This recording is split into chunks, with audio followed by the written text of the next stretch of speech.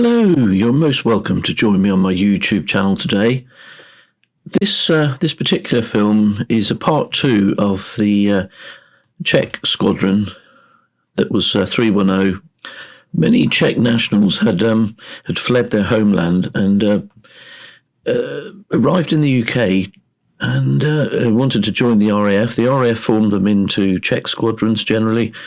This is 310.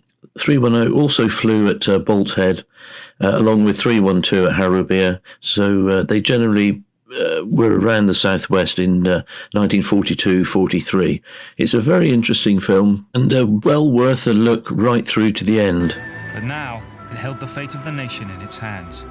Its job was brutally simple: to ensure national survival.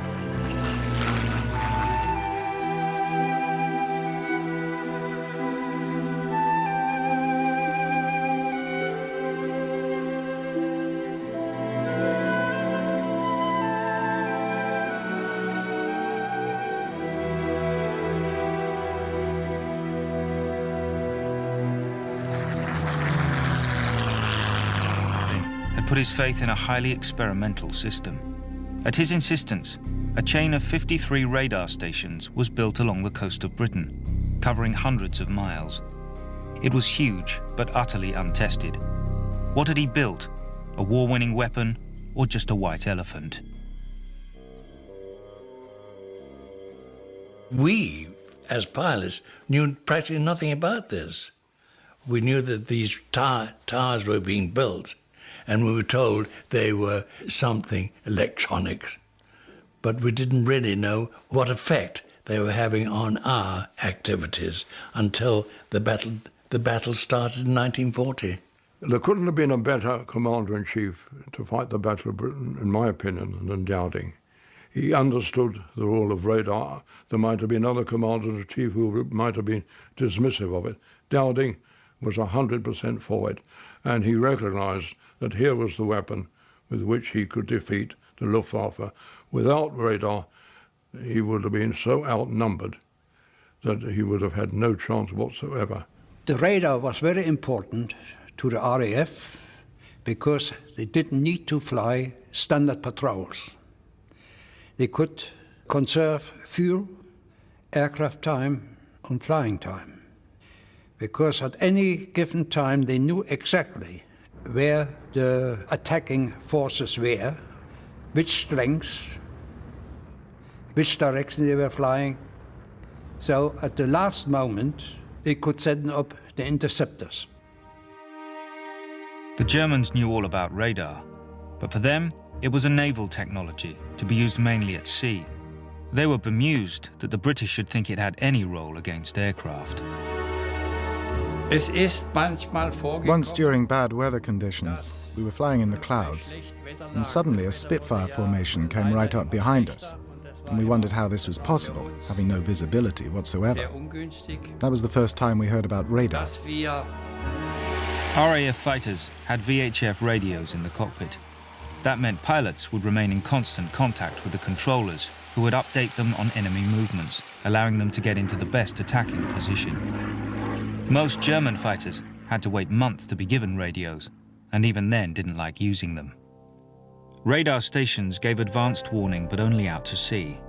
Once over the coast, planes were invisible to it. But Dowding had a fail-safe backup. 30,000 men armed with binoculars, altitude calculators and telephones made up the observer corps. Information flowed down their thousands of phone lines into the filter stations, and from there to Dowding's HQ at Bentley Priory.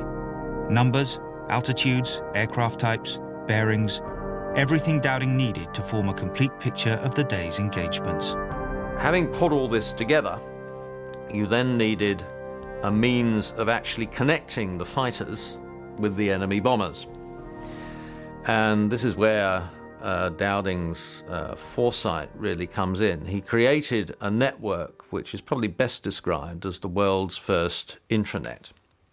It's in fact an analog intranet system, a command and control system which is a network in which each bit of it can connect with every other bit of it. And information is passed all the way through it, up, down, filtered and out to whoever needs to take which decision at which particular time. Dowding had split the country into 4 groups. Each had a central control room, responsible for its fighter airfields and for deciding which squadrons to scramble. Till early August, the Germans had mostly attacked Channel shipping, but that was about to change. The RAF braced itself against the tidal wave coming its way.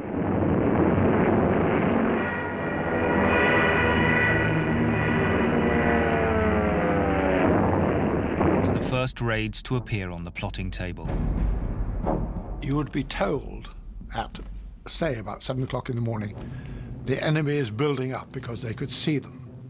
Breakfast time. And halfway through breakfast, there'd be the tannoy would go off and say, 92 Squadron to readiness, you know, and that was that. Always breakfast time. You were lifting the first bit of egg and bacon to your lips and scramble order would come. We were perhaps at readiness, and suddenly the bells would ring and somebody would shout, Villa Squadron, take off immediately, Angels so-and-so. When the bell goes, it's exhilarating because you've got to hurtle off into your machine. You raced out to your aircraft, climbed aboard, your parachute was in position, so you buckled that up as fast as you could, you pulled the straps over and pushed in the pin. Start up and taxi out. And then you get 12 Spitfires all sort of warming up, and you think, well, it's a bit ominous, someone's going to buy it this day. As we were forming up, we'd get over the tannoy system.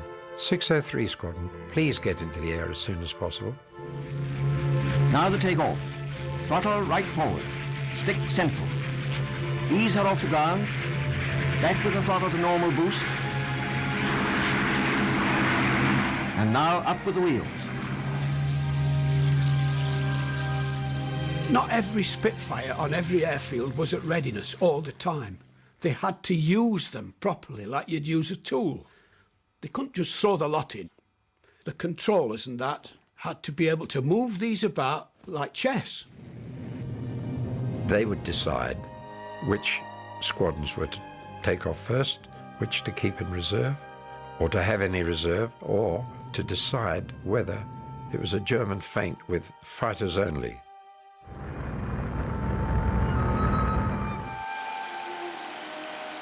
On the ground, the controller would have known where we were and where we were going, where he thought we ought to go. I mean, these skilled chaps could tell us what to do, and with any luck, we were up there fast enough to get the height, and perhaps the sun as well. We're getting the instructions to fly in a certain direction, to a certain height, to intercept the German formations. The controller would have told him they were very good at this, what height to aim for and what direction to aim for, and how the enemy was approaching. They became very skilled at this. And I mean, it was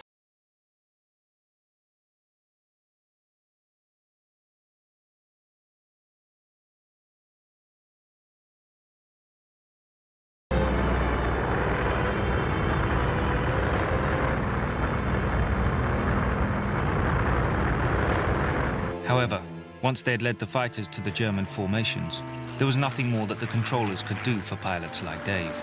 It was now up to the squadron leaders to decide how to tackle the daunting odds they faced. The first time I went into serious action was against 150 plus. That's a lot of airplanes. And they were coming in over Dungeness, and I saw them in the distance like a lot of gnats going around on a summer evening, you know, with 109s above. You know, when you saw that lot, you thought, well, where do we start on this lot? It was quite overwhelming in that you weren't quite sure well, the best way to attack them.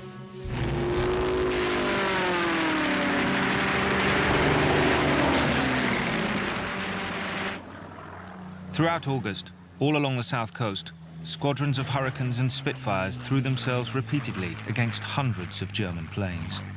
Amazingly, they were holding their own. Dowding's system was doing all that was expected of it.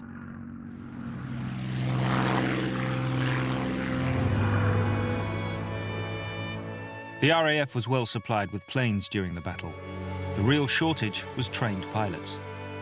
To help plug the gaps, Fighter Command took men from other branches of the services, including the Navy's flying section, the Fleet Air Arm. John Sykes was one such pilot. Well, you'd get this scramble and you'd belt off into the sky, and we knew where we were going, and we'd get into a rough formation and head for Dover.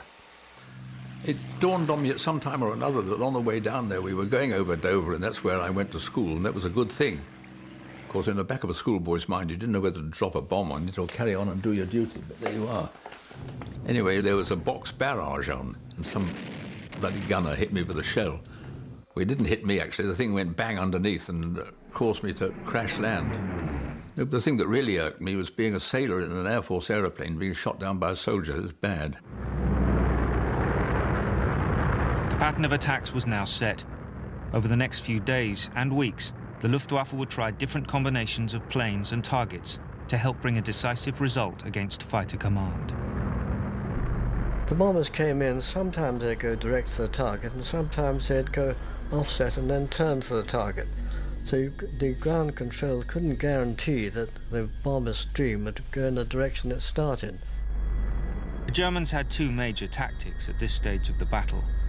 Bombers flew over in large formations, luring RAF fighters into the attack. German 109s would then swoop down from above, and if the RAF didn't attack, then the bombers would bomb their airfields unhindered. Either way, the Germans thought that fighter command would be on the ropes. The first bombing we took was at Middle Wallop, just as the airfield bombing started, and the siren went. They were dropping everywhere. Lumps of masonry were flying about, tables were erupting. We were right in the middle of it, so we shot outside as quick as we could, mug of tea in one hand, bread and jam in the other. We were only kids, mind you, 17, 18. But they knocked hell out of the place. They flattened the hangars. A string of bombs came through the top of the hangar, hit the hangar door and lifted it and dropped it on a crowd of people running past. And we ran down to see if we could do it. We couldn't, but there was a WAF's arm sticking out with a wristwatch on. Still going. We realised that something quite serious was happening, put it that way. We were losing a lot of airplanes, that the Germans were doing a certain amount of damage to the infrastructure of fighter command, that we were losing pilots, and just more or less just keeping up. We were getting short of fuel, and the flight sergeant, the bloke in charge of the ground crew, said, "We need some fuel, go and get some." To me, I'd have done anything to drive the tractor, which was towing a fuel bowser, so I jumped on and off I went across the airfield. All hell going on, and I looked up and there's a Heinkel 111, and as I looked up I could see the bombs leave it, and it went like that, and the bombs came out. The tractor wasn't going fast enough for me. I got off it and ran. I ran and ran until I couldn't run another inch. I was totally out of breath. I dropped down on the thing, and as I dropped, I heard these bombs drop in the main camp. Then I had to catch the tractor up and drive it back to dispersal. These attacks inflicted grievous damage, but airfields were up and running again within hours. And just as with the radar stations, Goering failed to press home his attacks. On the 15th of August, he expressly forbade his aircraft from attacking the same airfield 2 days running. In a stroke, he had virtually assured the survival of fighter command. Even so, the skies of Kent were becoming a very dangerous place for both sides.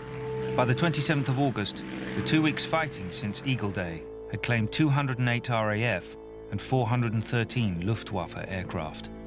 Everybody in the squadron was either shot down or bailed out or crashed or did something all around Maidstone. In fact, we knew Leeds Castle like the back of our hand because we'd all landed there one time. With losses escalating on both sides, Goering was the first to lose his nerve. Unhappy he was losing so many bombers, he issued orders that his fighter escorts should fly close to them and not high above as they had before. This made the bomber crews feel safer, but it stripped the fighters of their natural advantages, speed and height. The whole point of a fighter's advantage is the fact that it's fast, and now we were ordered to give up our speed and fly alongside the bombers. In doing so, we were totally inferior. In this situation, with the British flying towards us at a great speed from high altitude, we didn't stand a chance. This meant we incurred heavy losses. Davis returned to Duxford after the long sortie to the south coast. In 1940, he would now have faced a barrage of questions from intelligence officers trying to piece together a picture of the day's air fighting. Any claims, Johnny? A 109 destroyed, Freddie, yes. Oh, good show. These combat reports were notoriously inaccurate, as confusion and enthusiasm took their toll on the true picture of the day's events. And there used to be various people flying around who would always get back a bit late when the rest of the squadron had already landed and say, oh, I went a bit north towards the North Sea, came across half a dozen chaps and shot 2 down, you see. These great fellows with their moustaches. Now look at it from our point of view. We would shoot at aircraft at 18,000 feet.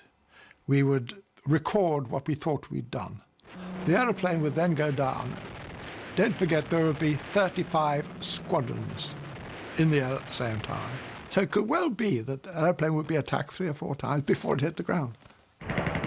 For the Germans, the situation was made even worse by a system that not only encouraged wild overclaiming, but actually reduced the combat efficiency of their fighter squadrons. The Luftwaffe actually had an incentive system of getting awards, the Knight's Cross, the swords and the oak leaves and so on, that was based on how many kills you got. Unfortunately, however, it produced a system in which these people became prima donnas, in which getting the highest score was the only thing that mattered to them, which demoralized the rest of them. And you get a ridiculous situation where you will get the whole of a Geschwader trying to protect their star ace as he goes out to shoot down one more Spitfire, and actually ignoring the real tasks, which are to protect bombers. This was a tension the Luftwaffe suffered from right the way through the war. There was another disadvantage. As well as creating aces, the German system rewarded dishonest pilots prepared to fabricate their successes. So whilst both sides were overclaiming, for the Germans it was creating a yawning reality gap, letting them believe they were inflicting far higher losses on the RAF than they actually were. German intelligence was convinced fighter command was close to collapse, yet every day German pilots discovered the RAF seemed as strong as ever. The dream of air supremacy was still a long way off. However, the Germans weren't the only ones making some serious mistakes. One of our great problems at the beginning of the war is we were not trained as well as the Germans. Our tactics were out of date. We used to fly type formations, which was absolute asking for murder, and we got the chop left, right and centre. The original idea in the training was that you would be involved against bombers, not fighters. It was archaic and a throwback of before the war, peacetime, when they assumed that there'd be big bomber formations, so you must get a concentration of fire against a big bomber formation, therefore keep all the airplanes together and then go in, so you had a concentration. I have nothing to offer but blood, toil, tears, and sweat. We have before us an ordeal of the most grievous kind. We have before us many, many long months of struggle and of suffering. You ask, what is our policy? I will say, it is to wage war by sea, land, and air, with all our might, with all the strength that God can give us, to wage war against a monstrous tyranny never surpassed in the dark and lamentable catalogue of human crime. That is our policy. You ask, what is our aim? I can answer in one word: victory. Victory at all costs. Victory in spite of all terror. Victory however long and hard the road may be. For without victory there is no survival.